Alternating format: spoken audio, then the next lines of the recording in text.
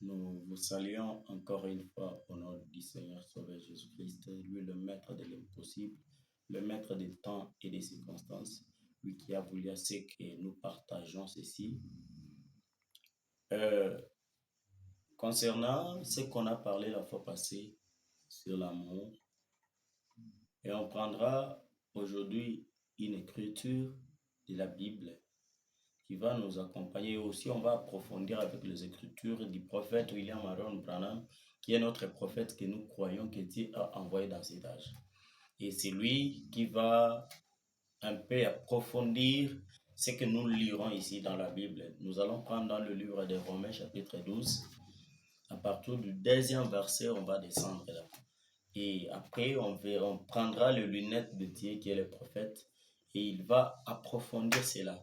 Nous sommes les croyants du message du temps de la fin. Nous croyons au prophète, comme ceux-là de l'Ancien Testament qui croyaient en Moïse. Ils croyaient, ils faisaient tout. Même quand Christ est venu, ils l'ont rappelé la loi de Moïse. Écoute ce que Moïse nous a dit. Et nous aussi, nous répéterons William Aaron Branham, lui que Dieu a envoyé dans cet âge. Il n'y a pas contesté, il n'y a pas de prophète dans cet âge. Il n'y a que William Marion Branham qui est le prophète de cet âge et il est l'œil de Dieu. Les lunettes que Dieu a portées aujourd'hui pour nous éclairer la Bible tout entière. Que Dieu vous bénisse richement. Nous, sans plus tarder, on va prendre le livre de Romains 12, deuxième version, on va descendre. Ne vous conformez pas au siècle présent, mais soyez transformés par le renouvellement de l'intelligence, afin que vous discerniez quelle est la volonté de Dieu, ce qui est bon, agréable et parfait. Par la grâce qui m'a été donnée, Dieu dit à chacun de vous de n'avoir pas de lui-même une trop haute opinion, mais de revêtir des sentiments modestes selon la mesure des foi que Dieu a départie à chacun. Car, comme nous avons plusieurs membres dans un seul corps, et que tous les membres n'ont pas la même fonction, mais ainsi, nous qui sommes plusieurs, nous formons un seul corps en Christ. Et nous sommes tous membres les uns des autres. Là, vous avez bien compris. Car nous avons plusieurs membres dans un seul corps. Et que tous les membres n'ont pas la même fonctionnement. Les membres ne fonctionnent pas de la même manière. Ils n'ont pas la même fonction. Les uns, ce sont des mains, les autres le pied, les autres les yeux, les autres les oreilles, les autres il y a la bouche, sur la bouche il y a le lèvre, ainsi nous avons les nez. Il y a plusieurs membres dans le corps. Et dans la même chose dans le corps de Christ. Christ, c'est un corps qui est composé de plusieurs membres. Comme dans le corps humain, il y a plusieurs membres. Ainsi, Christ étant un corps, il est formé par plusieurs membres que nous sommes. Comme dans la fonction, comme fonctionne le membre du corps, ainsi est appelé à fonctionner les membres du corps du Seigneur. Et notre prophète nous dit que le corps le plus malade aujourd'hui, c'est le corps de notre Seigneur Jésus-Christ. Car nous avons des mains qui haïssent des pieds.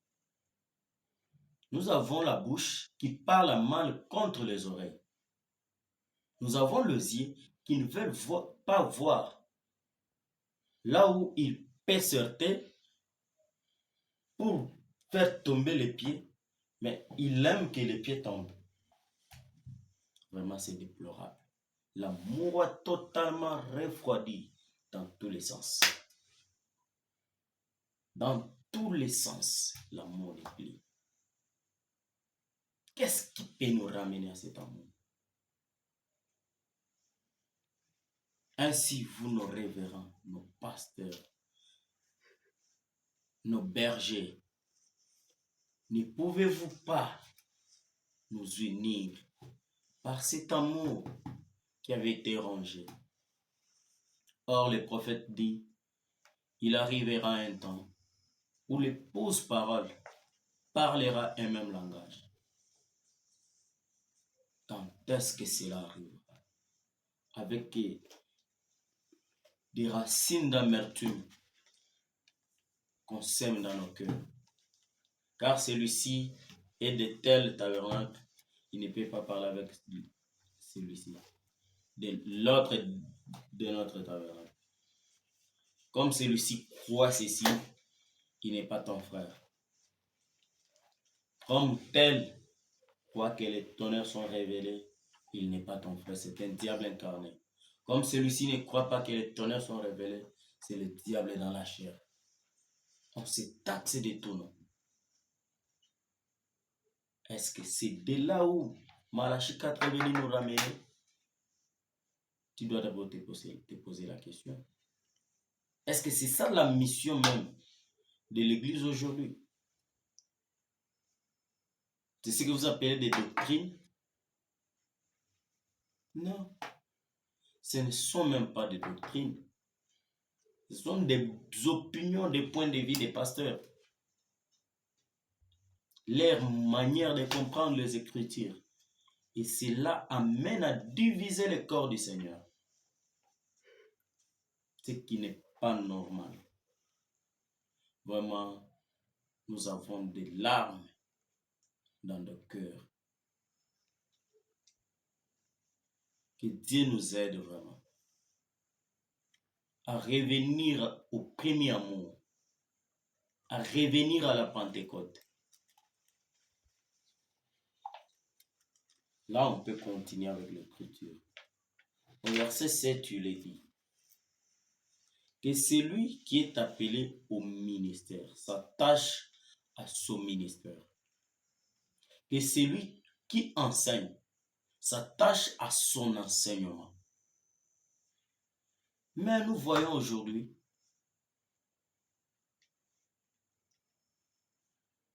celui qui est appelé comme enseignant, il devient pasteur.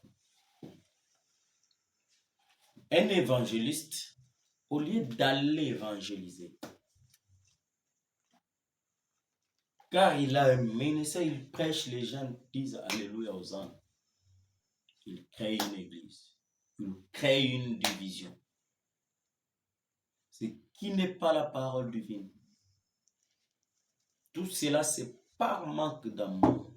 Au lieu de se soutenir, nous sommes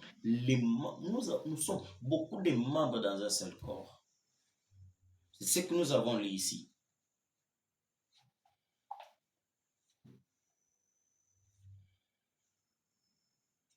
Au verset 4.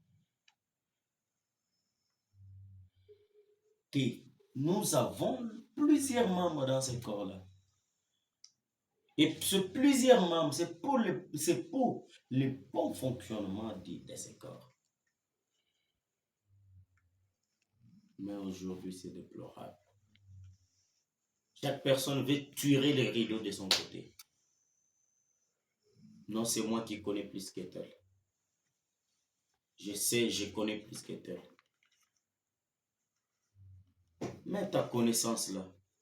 Mais souviens-toi, c'est lui qui connaissait beaucoup. Paul de Tarse. Le Seigneur était descendu. Il l'avait projeté par terre. Il l'a d'abord enlevé, la connaissance qu'il avait acquis. Cette connaissance qui n'édifiait à rien. Le Seigneur est venu, il l'a projeté par terre, il l'a lancé, il l'a envoyé d'abord. Qu'on aille l'enseigner.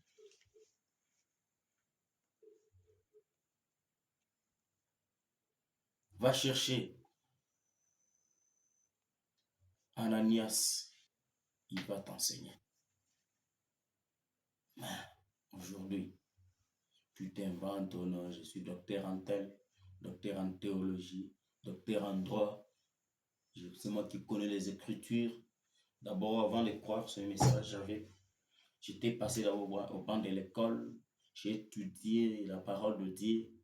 Personne ne peut pas me mentir.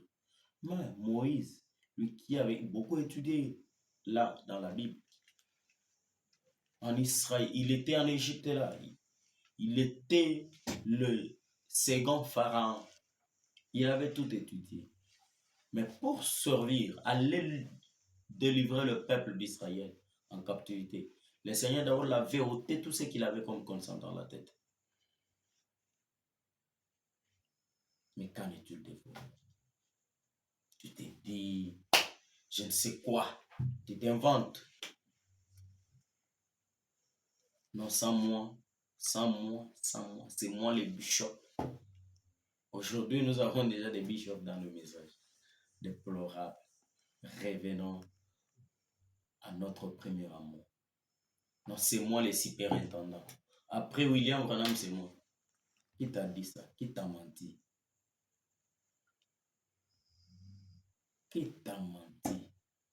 C'est par manque de la véritable nouvelle naissance. Le successeur de Branham. Après Branham, c'est moi. Mais Branham est venu nous ramener à la Pentecôte, au véritable baptême du Saint-Esprit. C'est ça la véritable même amour. Quand Christ est né en toi, et tu auras l'amour parfait, tu aimeras ton prochain comme toi-même. Les douleurs de ton prochain sera le sujet de tes prières. Quand ton frère tombera malade, tu iras là, entouré d'amour, priant pour lui, gênant, pour que le Seigneur puisse le relever. Aujourd'hui, quand un frère tombe malade, ça devient le sujet de joie. Quand un frère tombe dans le péché, on publie cela sur Facebook, sur Snapchat, sur Twitter, sur Imo, sur tous les réseaux sociaux. Regardez ce qu'il disait, regardez. Il s'appelait pasteur, c'est lui qui prêchait ceci. Mais voilà, il est tombé. Et cela ne veut pas dire que non, nous encourageons ceux-là qui tombent. Non, Frère Branham dit que les Branham se battaient derrière la chair, derrière la maison. Mais quand l'ennemi venait devant, il quittait tout cela pour venir attaquer l'ennemi. D'un même cœur, d'un même corps, en un commun accord. Il chassait l'ennemi dehors. Mais comment nous faisons aujourd'hui? Quand un frère tombe, ça devient le sujet des joies. Là, nous sommes tellement joyeux. On peut même fêter. Car l'autre est tombé. Où est l'amour? Mais c'est comme ça que nous irons au ciel. Avec cette haine vraiment qui remplit nos cœurs. Au lieu que l'Esprit Saint, le Saint-Esprit, puisse demeurer dans nous, puisse remplir notre cœur, mais à la place du Saint-Esprit, l'amour parfait, c'est la haine qui entre. La jalousie. Rien. Revenons vraiment. Revenons à cet amour.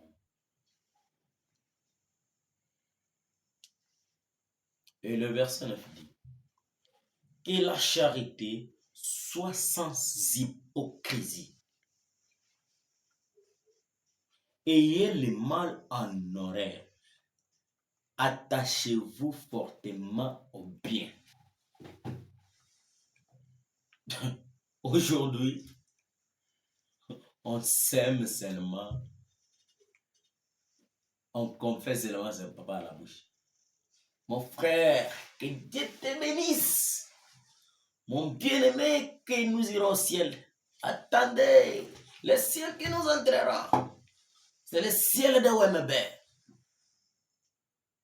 Nous avons une partie du ciel. Oh Dieu, que Dieu te bénisse, bien-aimé.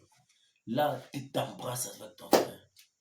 Mais dans le cœur, tu planifies autre chose. Celui-ci, je peux même le tuer, le poignarder, le tuer. en train de l'embrasser. L'hypocrisie. Que la charité soit sans hypocrisie. Nous avons des hypocrites aujourd'hui. Ils sont l'amour formé. L'amour de la bouche, mais qui ne vient pas du cœur. Mieux vaut t'amietter, laisser ton frère. Allez même loin de lui au moins. Au lieu de lui manifester l'hypocrisie comme si tu l'aimes. Et là, à côté, tu pars empoisonner même ton frère. Tu pars tellement loin. Tu amènes le poison. Tu l'empoisonnes pour qu'il puisse mourir. Quand il mourra, qu'est-ce que toi tu auras comme bénéfice après sa mort? Aujourd'hui, des pasteurs s'empoisonnent entre eux-mêmes. Des croyants s'empoisonnent entre eux-mêmes. Et des croyants sont devenus des porte-paroles. Qu'on donne des poisons pour aller empoisonner des pasteurs. Ah, déplorable. Vraiment, ça fait pitié. Si tu as l'amour envers ton frère, tu n'aimeras pas qu'il meure. Tu n'aimeras jamais sa mort. Tu ne préféreras jamais sa perte. Vraiment, ça fait pitié. Ça fait même des frissons quand nous les parlons. Ça nous fait tellement mal. Ça fait mal vraiment.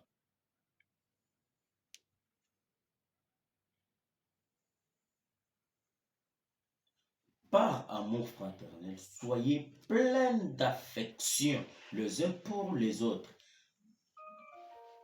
Par honneur, usez de prévenance réciproque. Par amour fraternel, soyez pleins d'affection.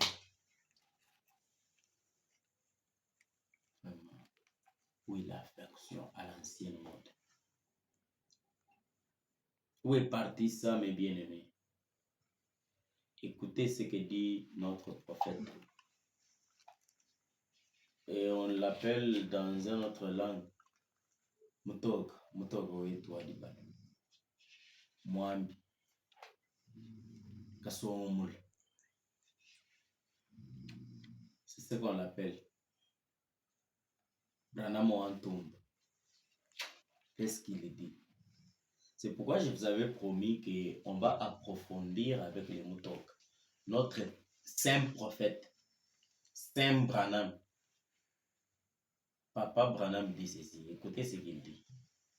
Dans l'âge de la Odyssée, que nous dit notre cher et bien-aimé prophète William Marion Branham. Il dit ceci. William Branham. Qu'est-ce que tu veux nous dire, Papa Branham?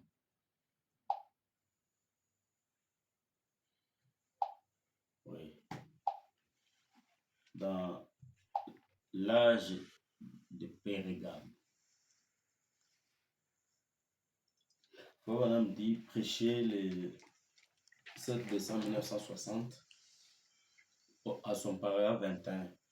William Branham dit ceci. Écoutez attentivement, mon frère. Toi qui n'aimes pas, écoute bien, ouvre-moi les oreilles. Si tu n'as pas cet amour-là, essayez de faire quelque chose de bien. Toi qui n'aimes pas faire du bien, là, essayez un peu de faire quelque chose de bien. Et restez dans le bien. N'ayez aucune malice. Aujourd'hui, nous avons des malins là, dans les messages. Il se dit, frère, il se fait frère seulement. Vraiment. Un frère malin. N'ayez aucune malice. Aucune rancœur. Ne laissez entrer aucune racine d'amertume. Ne laissez pas entrer aucun mal dans ton cœur. N'hébergez pas les mauvaises choses dans ton cœur. Le cœur humain, c'est le temple du Saint-Esprit. Si mauvais que soient les gens, et si mal que l'on parle de vous, n'ayez jamais de mauvaises pensées contre et dans votre cœur. Parce que c'est sur ces points même que le diable s'accrochera pour manigancer quelque chose. Couvrez tout par amour divin. Confessez, réparez et faites le bien à ceux qui vous font du mal. Oh, vraiment, Frère Branham, tu as raison de venir. Faites le bien à ceux qui vous font du mal. Jésus a dit, qu'est-ce que Jésus a dit, Frère Branham? Si vous faites du bien à ceux qui vous font du bien, les publicains, le monde ici, ne font-ils pas la même chose? Ton grand-père, est-ce qu'il n'aimait pas son grand-père? Il l'aimait aussi. Ton oncle là qui ne croit pas le message, est-ce qu'il ne t'aime pas? Il n'aime pas sa grand-mère, il n'aime pas ses tantes, il les aime. Jésus a dit, si vous faites du bien à ceux qui vous font du mal, les publicains ne font-ils pas autant? N'importe quel pécheur peut rendre le bien pour le bien. Mais soyez bons pour ceux qui ne sont pas bons envers vous. Tu vois celui qui te calomnie là, tu l'approches, tu l'entoures des bras. Bien-aimé, pourquoi? Qu'est-ce que je peux faire? Qu'est-ce que je peux faire aussi qu'on soit en harmonie avec toi? En faisant plus comme ça, il les ramènera à Christ. Et tu recevras un jour une double couronne. Faites du bien à ceux qui ne vous veulent pas aucun bien. Parle bien de l'homme qui parle mal de vous. Aujourd'hui, pour parler du bien de quelqu'un, il faut celui qui m'exalte, qui m'élève. Oh non, véritable serviteur divin, l'homme à qui le feu divin est venu descendre. C'est lui la cabine électrique du Saint-Esprit. Allah, tu parleras tout. Tu peux tout donner seulement pour lui. Ah, papa. Même si on te taxe de tout, non. Aimer la personne. Jésus à la croix, en train de gémir, il gémit avec toute douleur qu'il subissait. Après cela, il dit, Père, pardonnez-leur. Car ils ne savent pas ce qu'ils font. Mais toi, dans la détresse, dans le malheur, qu'est-ce que tu diras? Tu vas encore maudire plus. Au lieu de bénir, tu maudis. Ah, c'est grave, bien-aimé. Reviens vraiment. Vraiment, cette écriture m'a fait du bien. Parlez bien de l'homme qui parle mal de vous. Et ainsi que vous garderez votre cœur libre de toute amertume. Et vous aimerez toujours votre prochain, aussi longtemps que vous resterez dans cet amour. Là, est-ce que le prophète a dit aussi longtemps que vous resterez dans la haine? C'est dans l'amour, bien-aimé. Ayez l'amour. Vraiment, que l'amour ne puisse pas s'éloigner de vous. C'est le commandement divin. C'est un commandement de Dieu. Que dit encore Mutokawai? Qu'est-ce que dit frère Branham?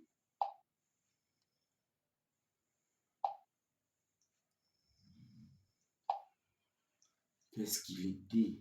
Les prophètes du XXe siècle jusqu'à aujourd'hui. Il dit quoi?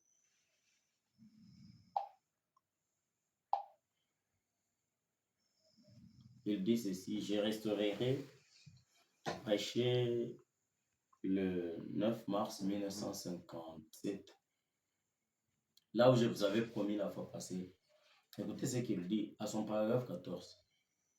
Jésus a dit: à ceci, tous reconnaîtront que vous êtes mes disciples. En quoi? C'était à quoi? À l'amour. Si vous avez de l'amour les uns pour les autres, la Pentecôte avait cela. Alors, quelle est la mission de Malachi 4? C'était pour nous ramener à la Pentecôte. Et nous, la Pentecôte aujourd'hui, on considère que ce sont seulement les dons du Saint-Esprit. Non. La mission principale de Malachi 4 était de ramener cette église de Laodicée à l'église d'Éphèse, qui était la première église. Qu'est-ce qu'ils avaient? Ils avaient tous en commun. Le disciple, le père d'autrefois, comme le déclare ici Malachi, il lui ramènera le cœur de père à leurs enfants et le cœur des enfants à leur père, de peur que je ne vienne frapper le pays d'interdit. Et le père de là, qu'est-ce qu'il faisait? Je parle de la Pentecôte. Je veux dire le premier groupe des apôtres et des disciples. Ils avaient cet amour fraternel. Ils n'étaient pas cupides. Aujourd'hui, nous avons des gens qui cupides vraiment. Des cupides. S'il a un 100 francs, ça ne peut pas voir le soleil.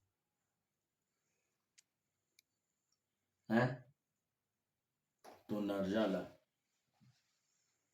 ça reste seulement dans la poche. Si tu veux sortir l'argent, tu dois connaître 100 francs, 500, 5000, 20 000. Pour sortir, tu commences à sortir avec les doigts. Ça, c'est 500. Celui-ci, c'est 1000. Celui-ci, c'est 5000. Celui-ci, c'est 10 000. Non, ça, c'est 20 000. Non, je sors 500. Pour même donner à Dieu qui t'a donné. Ton offrande à toi, c'est... Le top de l'offrande, c'est 1000 francs. Or, Frère dit, pour donner à Dieu, l'offrande ne peut pas être en dessous de 1 dollar. Mais 1 dollar, aujourd'hui, les 1 dollar nous, que nous payons, c'est 500 francs, 1000 francs. Ça, les 1 dollar d'ici, chez nous en RDC, beaucoup d'offrandes. Une personne qui a 500 dollars dans la poche, il vient donner l'offrande de 1000 francs. Mais comment le maître verra que tu as tout donné de tout ton cœur?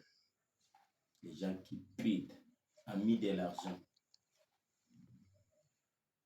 Ce n'est même pas quelque chose d'étrange. Car la Bible l'a déclaré. Il l'avait déjà déclaré avant.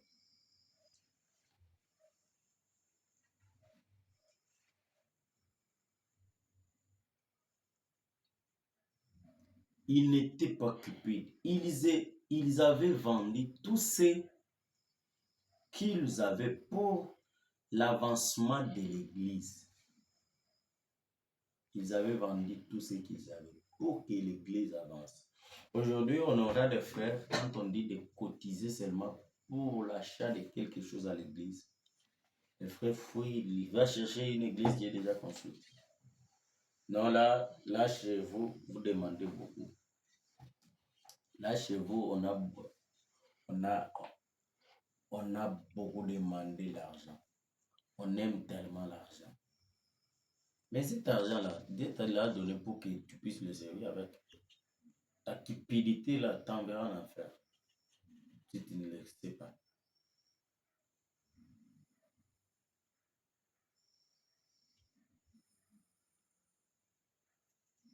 Ils étaient si unis que même quand quelqu'un apprenait que l'autre était mort, il disait, allons mourir avec lui. Aujourd'hui, quand on entend qu'un frère tel est malade, chaque personne s'évade de ses occupations. Il est là, il s'en fout. Même si on l'apprenait qu'il est mort, il dira non, bon, comme il est mort à ces heures, il faut que j'aille d'abord au travail. Après le travail, j'irai voir tel. Après voir tel, j'irai là-bas. Maintenant, la nuit, j'irai au deuil. Mais où est parti cet amour? L'amour véritable, où est-elle partie? Vraiment, mes bien-aimés.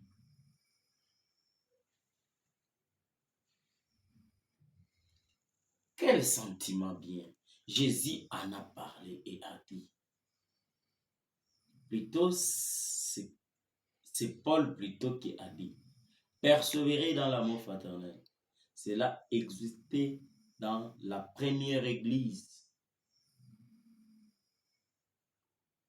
Mais il s'est passé quelque chose. Et il y a quelqu'un du nom du Gazam qui y est entré. Et quand il s'est mis à dévorer l'amour fraternel sur cette vigne, il en a coupé la conduite même de la sœur. En fait, peu importe combien nous sommes intelligents, peu importe combien nous pensons avoir la connaissance ou combien nous voulons être différents de quelqu'un d'autre, mais tant que ce sentiment fraternel n'est pas parmi nous, or, nous menons une bataille perdue. Tant que tu peux sauter, crier Alléluia, Amen, Hosanna, Alléluia. Les tonnerres sont révélés. Jésus-Christ est déjà venu. Non, les tonnerres ne sont pas révélés. Ils sont du diable. Oh non! Tout cela, tu peux sauter. Si tu n'as pas ce sentiment d'amour qui peut ramener ton frère que tu vois qu'il est en erreur, tu mènes une bataille déjà perdue. Et c'est vrai, nous ne pouvons pas vaincre. Il n'y a pas moyen pour nous de vaincre.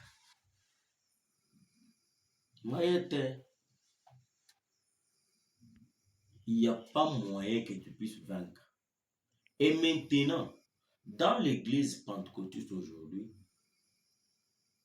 en comparant le deux, c'est ce qui est arrivé. Et maintenant, si vous remarquez l'ordre des dons, le premier, c'est le don de la sagesse. Merci. Le premier, c'est le don de la sagesse. Et le meilleur de tous les dons, si nous n'avons pas la sagesse, nous ne saurons comment utiliser la connaissance. Et le deuxième don, si nous ne pouvons pas utiliser le deuxième don sans la sagesse, comment allons-nous utiliser le dernier don? l'interprétation ou l'avant-dernier, les parler en langue. Notre zèle a consumé notre sagesse. Notre zèle pour nos dénominations et notre enthousiasme a consumé la sagesse, le temps de la vigne, l'amour fraternel. C'est très bien. Et vous, les frères, la raison pour laquelle je vous ai demandé de venir ce matin, c'est parce que j'aimerais parler aux ministres. C'est très bien d'avoir des dénominations. On n'a rien contre cela. Mais quand la dénomination s'isole et brise la communion avec ses frères, c'est vieux Gazam a dévoré sa vie. Pour commencer, c'est vrai. Vous les ministres, si ta dénomination, ton église a déjà brisé la communion, c'est en vain que tu travailles. Tu ne travailles plus suivant ce que le maître dit. Or, tu dois suivre ce que le maître qui est au balcon est en train de dicter. C'est pourquoi Foranam dit l'histoire d'un jeune chanteur qui chantait la chanson qui avait été composée par quelqu'un. Et cette chanson-là, quel que soit ce que faisaient les autres ici, quel que soit ce que le monde pouvait acclamer, être joyeux de la manière qu'il chantait, mais ses yeux étaient fixés là au balcon au fond. Comment les maîtres pouvaient apprécier si le maître acceptait par la tête, lui, les garçons étaient attentifs. Et aujourd'hui, nous ne sommes plus attentifs à ce que dit notre maître. Et notre maître, c'est le Seigneur Jésus-Christ qui nous a placés dans le champ. Et nous travaillons, nous sommes ces travailleurs. Aujourd'hui, des travailleurs veulent être des patrons. Ce sont des travailleurs engagés par quelqu'un. Or, si tu es travailleur, il y a ton maître qui t'a engagé. Et notre maître, c'est le Seigneur Jésus-Christ. C'est lui qui nous a engagés dans son champ, sur sa vigne, pour que nous puissions travailler. Vraiment, que le Seigneur bénisse, vraiment. Nous allons continuer après. Que Dieu vous bénisse richement, vraiment. Cultivons l'amour. Cultivons cet amour parfait qui est la parole elle-même, qui est la vie même de Dieu. Que Dieu vous bénisse richement.